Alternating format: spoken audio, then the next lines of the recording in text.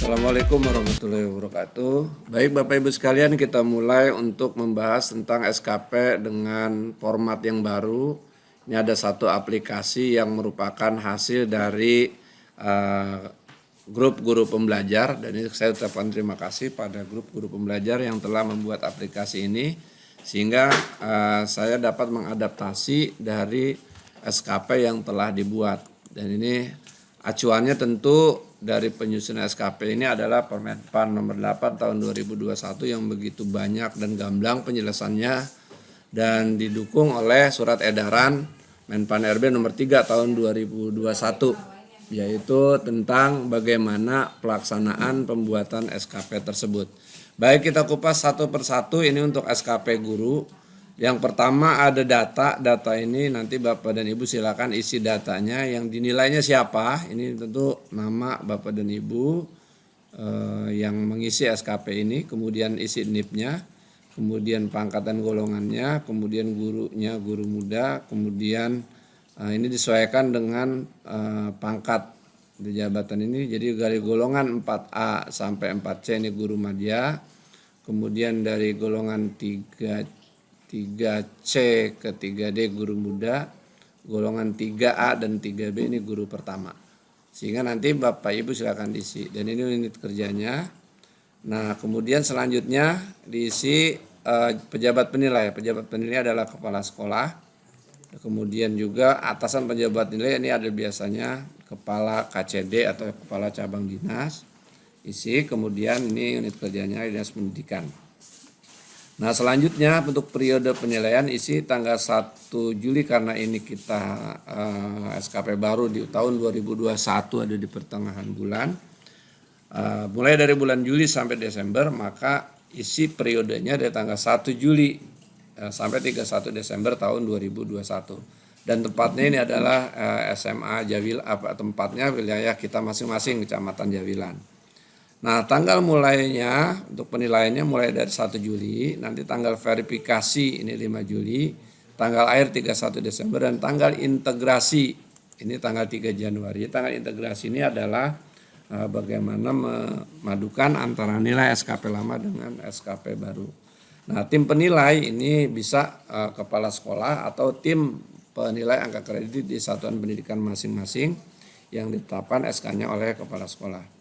Kemudian setelah diisi lengkap, ini kita cocokkan covernya, ini sudah ngeling, cover penilaian kerja. Oke, untuk penamanya yang awalnya penilaian PPK, penilaian prestasi kerja, sekarang menjadi penilaian kinerja pegawai negeri sipil. Nah, ini untuk penilaiannya, covernya seperti ini. Nah, kemudian pada sheet rencana kerja, ini adalah rencana kerja yang kita buat di awal tahun. Karena ini kita mulai pertengahan tahun, jadi rencana kerja ini dibuat dari bulan Juli sampai bulan Desember. Tapi untuk tahun 2022, rencana kerja ini dimulai dari bulan Januari 2022 sampai Desember 2022. Dan ini formatnya, ada format rencana kerja atasan langsung. Ini tetap jangan dirubah karena kepala sekolah memiliki tugas manajerial sesuai dengan Permendikbud. Ini tetap diisi, kemudian kerja tambahan juga, ini tetap seperti ini, jangan dirubah untuk rencana kerja atasan. Nanti untuk Bapak dan Ibu guru membuat rencana kerja di kolom ini. Nah, ini kalau guru itu merencanakan melaksanakan pembelajaran, nanti kalau guru BK ini melaksanakan pembimbingan. Sehingga dari format ini ada kuantitasnya, nanti kuantitasnya itu berbentuk laporan PKG. Kalau kepala sekolah tentunya laporan PKKS. Nah, ini kalau guru ini laporan PKG. Nah, ini yang dibuat dan dinilai oleh tim penilai kinerja guru. Kemudian kualitasnya tercapai sesuai dengan diharapkan. Artinya ketercapaian ini sesuai dengan yang diharapkan. Mudah-mudahan bisa tercapai secara keseluruhan.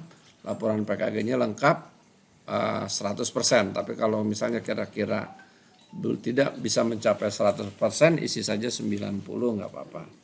Kemudian waktu penilaian karena kita hanya Juli sampai Desember, maka penilaiannya ini tanggal 6 bulan.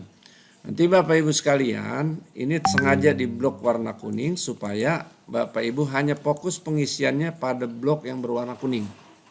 Ini untuk memudahkan karena ini sudah ada di aplikasi ya, sehingga Bapak Ibu tinggal mengisi di sini saja. Mengikuti diklat fungsional pada bulan Juli sampai Desember itu nanti diisi berapa. Kalau misalnya bisa menargetkan 2 kali silakan isi. Tapi kalau antara 1 dan 2 kali bisa diisi 2, 1 dan 2, 1 sampai 2. Kemudian ketercapaiannya dan terus pengisiannya seperti ini. Dan nanti untuk melaksanakan PTK juga sama berapa kali, tapi untuk 1 semester ini paling kita biasanya sanggup hanya membuat 1 PTK. Nah, kemudian melaksanakan atau menjadi anggota organisasi profesi ini memiliki kartu anggota, kuantitasnya kualitasnya tercapainya seluruh sesuai dengan yang diharapkan. Kemudian waktu, ini ketepatan waktu pelaksanaan. Dan ini untuk durasi waktunya 6 bulan. Ini untuk isi rencana kegiatan untuk 6 bulan dari awal. Nah, ini kelemahannya biasanya kita membuat rencana itu dibarengi dengan menyusun SKP dari Desember. Sebaiknya untuk rencana ini dibuat di awal Januari. Jadi ini di awal Januari. Kemudian selanjutnya ada keterkaitan. Nah, ini keterkaitan itu untuk menentukan jumlah nilai angka kredit. Jadi Bapak Ibu, nilai angka kredit ini yang kita buat rencana kerja kita, kemudian butir yang terkait, ini nanti outputnya apa, laporan kinerja, dan angka kredit ini disesuaikan dengan golongan. Kalau di sini golongan 3C, maka di sini adalah 20,5. Jadi di sini adalah nilainya 20,5. Nah, ini kalau golongan 3C karena disesuaikan dengan yang ada di sini. Kemudian berapa kali mengikuti diklat? Kalau mengikuti 2 kali maka angka kreditnya 1 kali diklat 30 jam ini adalah 1. Kalau 2 kali berarti nilainya jadi 2. Kemudian PTK, untuk PTK ini angka kreditnya 4 dan menjadi anggota profesi adalah nilainya 0,75. Sehingga setelah ditotal ini adalah perolehan angka kredit kita selama 1 periode, kalau di sini adalah selama 6 bulan. Nah, ini untuk keterkaitan. Jadi kalau nanti keterkaitan ini adalah karena SKP kita dilaksanakan dalam waktu 1 tahun, maka penilaian angka kredit ini dalam jangka waktu 1 tahun perolehannya bisa dilihat di sini. Kemudian untuk review, nah review ini adalah sebagai catatan antara rencana kerja dan perolehan atau target yang dinilai oleh tim penilai. Nah, ini kira-kira kapan untuk dimulai dilaksanakannya, catatan perbaikannya apa. Ini direview pada saat awal penyusunan SKP. Ya, jadi ini dibuat pada awal penyusunan SKP. Jadi SKP direview dulu yang telah dibuat oleh guru, kemudian direview oleh kepala sekolah atau penilai SKP pada saat itu. Ini dilaksanakan di awal bulan. Nah, ini nanti diberikan catatan apakah bisa enggak mencapai misalnya sertifikat ini selama 6 bulan, mampu enggak untuk mencapai bisa mencapai sertifikat sampai 2. Kalau enggak mampu nanti catatan perbaikannya cukup isi 1 kali. Nah, misalnya seperti itu. Nah, kemudian verifikasi. Pada saat verifikasi ini kita laksanakan tanggal 5, ini diverifikasi hasilnya misalnya untuk penilaian kinerja ini disocokkan ininya nih. Kalau misalnya udah sesuai ini terkait. Kalau tidak sesuai berarti tidak terkait. Contoh misalnya golongan 3C ternyata diisinya golongan 3A 19. Nah, ini maka ini dilaksanakan perbaikan seperti itu. Nah, kemudian selanjutnya ada penetapan. Nah, penetapan ini adalah nanti SKP yang kita buat Bapak dan Ibu itu sampai pada penetapan. Nah, ini jadi di endingnya adalah sampai pada tahap penetapan. Jadi ini SKP yang di print usulan untuk rencana kerja selama 1 tahun. Ya.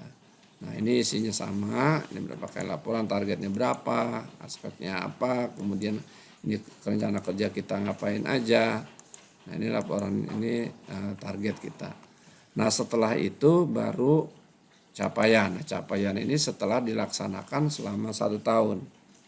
Nah, jadi ada di sini ada target, kemudian ada realisasi. Oke, Bapak dan Ibu sekalian, ini sebetulnya ada yang di hidden ini. Coba kita buka headnya.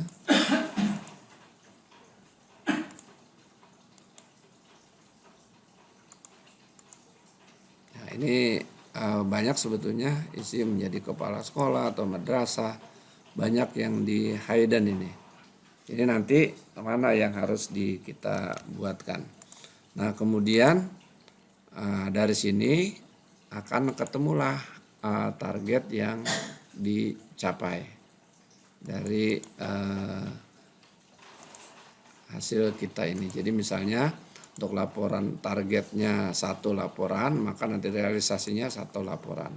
Kalau di sininya dapat 2, maka nanti ini persentasenya tentu akan lebih besar. Maka di sini 1. Jadi nanti akan menjadi sangat baik. Nah, contohnya di sini misalnya untuk targetnya itu 1 sampai 2 sertifikat, ternyata pada saat pelaksanaan dapat 3 sertifikat. Nah, sehingga persentasenya ini capaian IKI-nya akan menjadi lebih besar.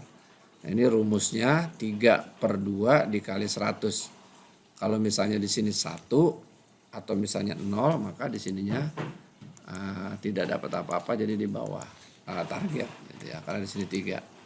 Kalau di sininya dapat memperoleh 1, maka dia baik ya, jadi 1/1 dikali 100, maka di sini hasilnya akan tetap 100 seperti itu.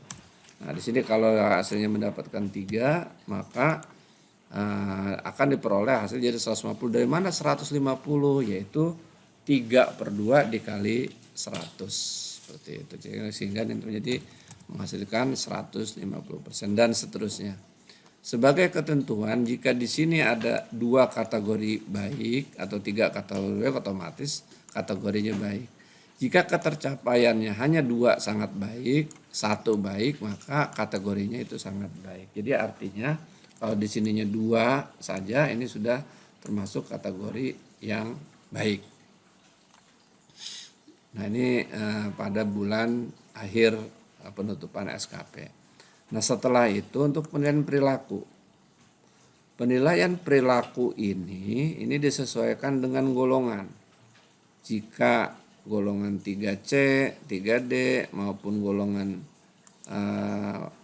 3A atau 3B ini disesuaikan dengan indikator yang ada di sini.